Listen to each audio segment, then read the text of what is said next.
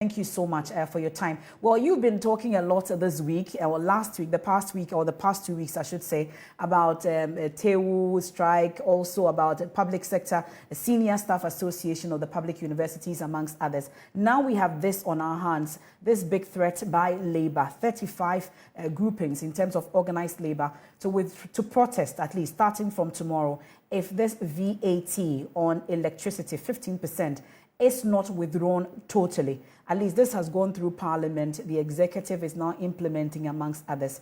What's really your take in terms of this new development when it comes to organized labor and their issues with 15% VAT? Gone through Parliament. It's never been through Parliament. The parent VAT Act has been in existence for a while.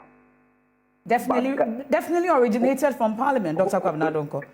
Please, can you let me make my point? Please make your point, sir. Unless you want to take up the discussion.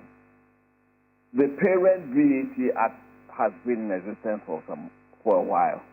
Governments, past and present, had until now never imposed VAT on domestic consumption. Let me again clarify. There is already VAT on industrial consumption. But on domestic consumption, since the VAT Act was passed, it has never been imposed on domestic consumption. And therefore, there is even the question as to whether, and I know ECG demanded this of government, that wouldn't it be better if they want to now impose VAT on domestic consumption for them to come by way of subsidiary legislation, a regulation that will implement that. Having said that, it is also ironic that the party that opposed the introduction of VAT, indeed, Kumi Preko, was all about VAT. That's the biggest demonstration we've had in the Fourth Republic. It was against VAT. So isn't it ironic that this same party now in government wants to further extend VAT to domestic consumption of electricity?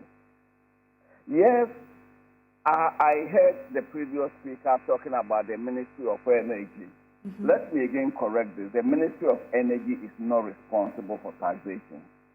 And so the introduction of VAT on domestic consumption has nothing to do with the Ministry of Energy. It is a decision of the Ministry of Finance.